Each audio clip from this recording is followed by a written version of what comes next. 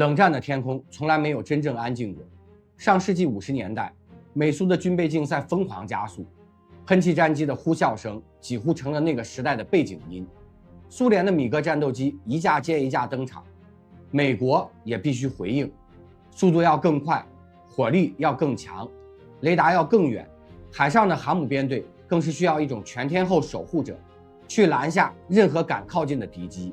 就在这样的背景下，一架外形笨拙，看起来更像飞行砖头的双发巨兽横空出世，它就是 F4 Phantom II 鬼怪。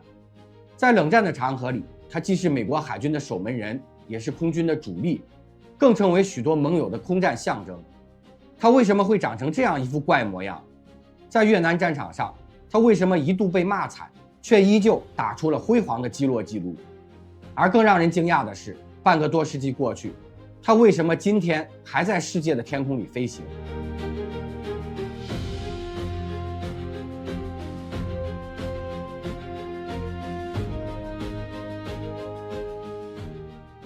大家好，我是 Jason， 这里是 High Weapon。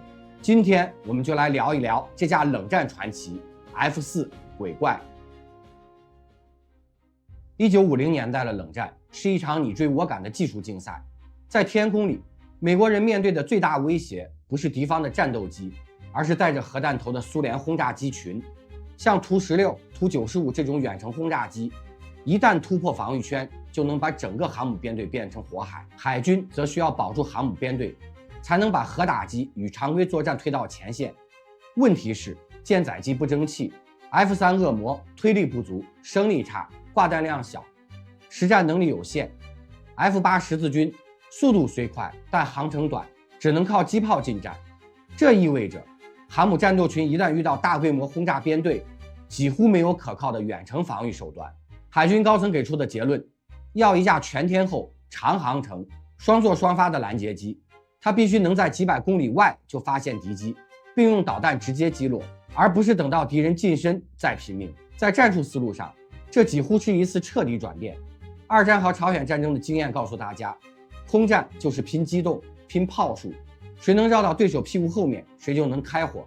可进入冷战后，美军发现靠机炮守航母根本没机会拦截下高速来袭的轰炸机，于是海军开始强调，不需要在空中转圈圈，而是要远距离一发毙命。机炮被认为过时，导弹才是未来。飞机要带得动大型雷达和远程导弹，哪怕牺牲灵活性。这就是 F4 鬼怪一开始没有机炮的根源，它被设想成远程导弹发射器，而不是传统意义上的格斗战士。在设计过程中，麦克唐纳公司和海军内部也有过激烈的争论。工程师们说，要拦截高速轰炸机必须双发大推力，否则航程和加速都不够。战术部门说，必须有双座，前排飞行员操控，后排雷达官专心盯屏幕，不然根本驾驭不了当时庞大的雷达系统。预算部门则担心，这么大的机体，航母能承受吗？起降风险是不是太高？最终妥协的结果就是我们后来看到的样子。硕大的进气道，双座布局，厚重的机体，看上去它完全不像一架灵巧的战斗机，更像一块飞行的砖头。在当时的冷战逻辑下，这样的设计才是最优解。1958年原型机首飞，测试飞行员形容它的加速就像火箭一样猛，推力大到可以垂直爬升。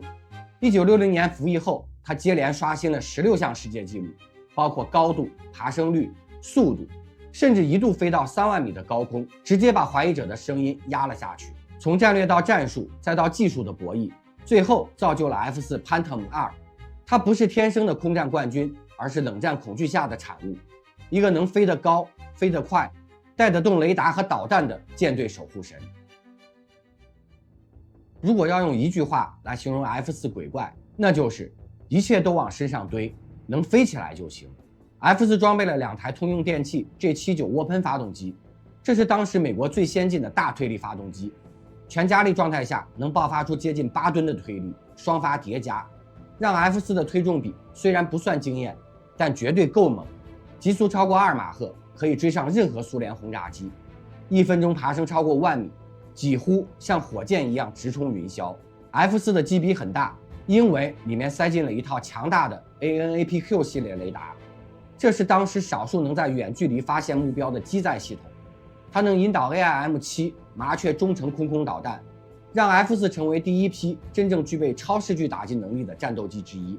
同时，它还挂载 AIM-9响尾蛇短程导弹，用于近距离格斗。海军当时的理念是，未来空战属于导弹，于是 F4被干脆砍掉了机炮，完全依赖导弹作战。F4的机翼是后掠翼，面积大，形状厚重，更适合高速和稳定飞行。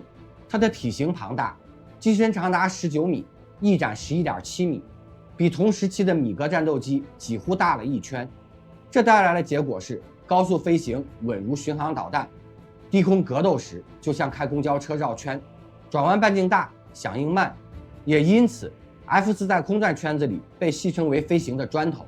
虽然最初是截击机，但它的体型太能抗折腾。F4的挂点多达9个，最大载弹量超过8吨，几乎和当时的轻型轰炸机相当，这让它能胜任几乎所有任务：空优作战、对地精准打击、防空巡逻、战术核投掷、战场侦察。一句话总结，你想要它干啥，它都能胜任。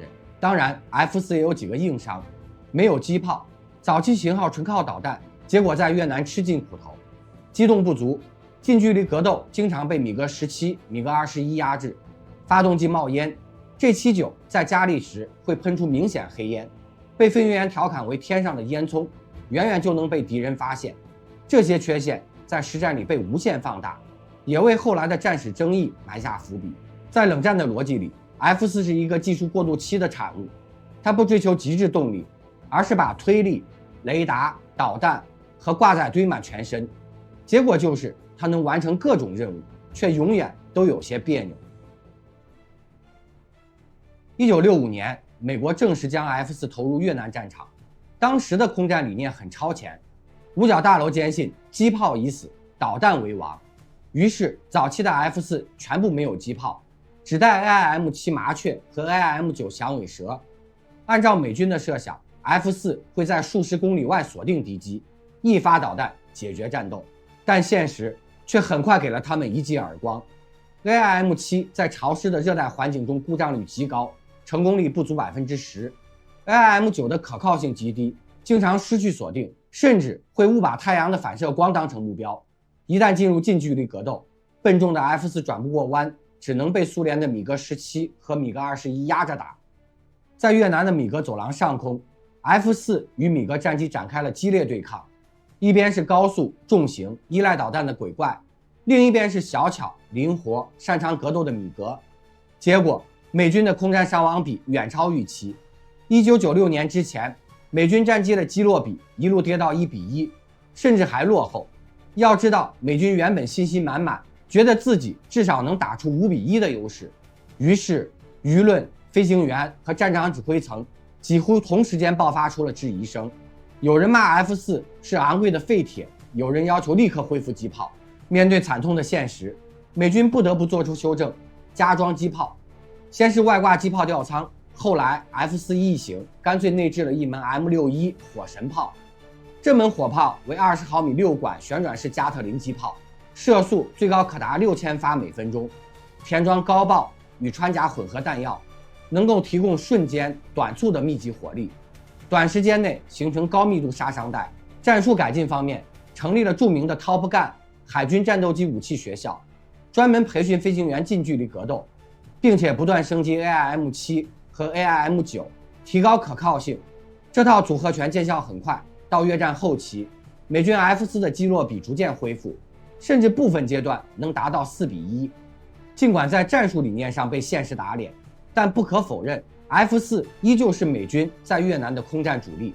它累计击落超过100多架敌机，是越战击落最多敌机的美国机型。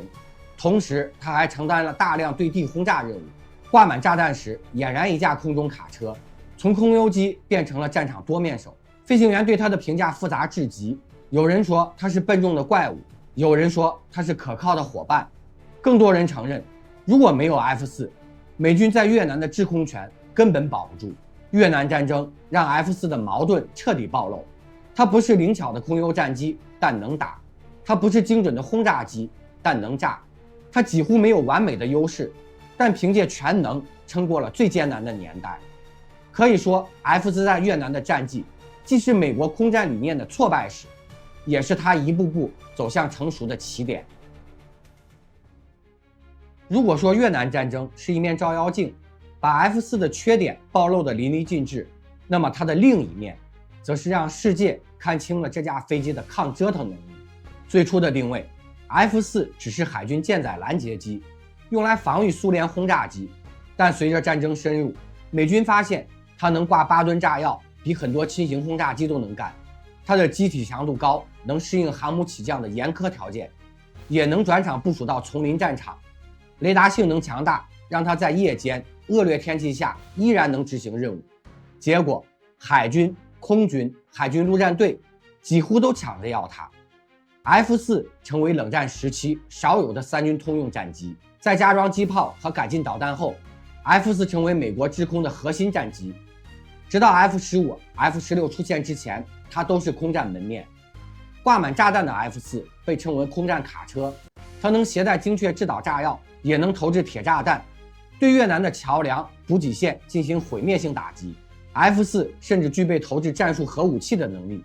在冷战战略体系里，它是航母与前线空军不可缺少的一环。在 F4 的机鼻里塞进相机和传感器，它又变成了战术侦察机。RF4 在中东、欧洲甚至冷战间谍任务中都大显身手。F4继狂野黄蜂，还可以专门用于对付敌方防空系统，装备反辐射导弹 AGM-88， 在沙漠风暴行动中是压制雷达的主力。一句话总结，它几乎能干掉任何岗位的飞机。在冷战高峰期， F4 同时穿着3种军装：航母甲板上的海军徽，战场前线的空军迷彩，丛林作战的海军陆战队标志。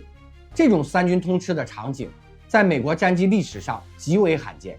正因为它多用途、可靠、易于升级， F4 也成了美国出口最成功的机型之一。欧洲、亚洲、中东几乎都有它的身影。无论是北约盟友还是中东火药桶， F4 都能找到用武之地。在冷战时期，武器从来不只是武器，它们还是政治的筹码。F4 作为当时美国最先进的战机之一，自然成了对外军售与结盟的王牌。从1960年代起，美国陆续把 F4 出口给北约盟国和亚洲伙伴。到1980年代， F4 已经在11个国家的空军中服役，总产量超过5000架，成为冷战史上产量最大、分布最广的喷气式战机之一。英国是美国以外第一个获得 F4 的国家。皇家空军与皇家海军共同采购了170多架鬼怪，甚至特别换装了英制劳斯莱斯发动机，以适应英国航母较小的甲板。虽然改装带来了一些性能损失，但也证明了 F4 的适应性，它能跨文化的改造升级。最传奇的当属以色列， F4 在赎罪日战争和黎巴嫩战争中屡立战功，被称为科尔纳斯，意为大锤。以色列飞行员驾驶 F4 与阿拉伯国家的米格激烈交锋，击落战果数以百计，还多次成功突袭敌方防空阵地。可以说 F4 是以军从生死存亡走向绝对制空的关键武器。另一个特殊案例是伊朗。在巴列维王朝时期，美国大量向伊朗出口 F4。1979年伊斯兰革命后，美伊关系断绝，但手里的几百架 F4 却成了伊朗空军的中坚。在两伊战争中，伊朗的 F4 尽管缺乏零件，却依旧顽强出勤，执行轰炸和拦截任务。直到今天，伊朗依然在让这些老旧鬼怪飞行。日本航空自卫队在1970年代引进了 F4， 并在国内组装生产，型号被称为 F4EJ。这些战机在冷战后期成为日本防空的支柱，一直服役到2020年代才逐步退役。韩国、土耳其、希腊等国也长期装备 F4。其中土耳其甚至对 F4 进行深度现代化改造，安装新航电与精准制导武器，延寿到21世纪。F4 的意义不仅在于它活得久，更在于它像一个冷战的分身术。在欧洲，它是北约的盾牌；在中东，它是以色列与伊朗的战场支柱；在亚洲，它守护着日本和韩国的领空。半个多世纪过去，很多国家依旧能在机库里看到 F4 的身影。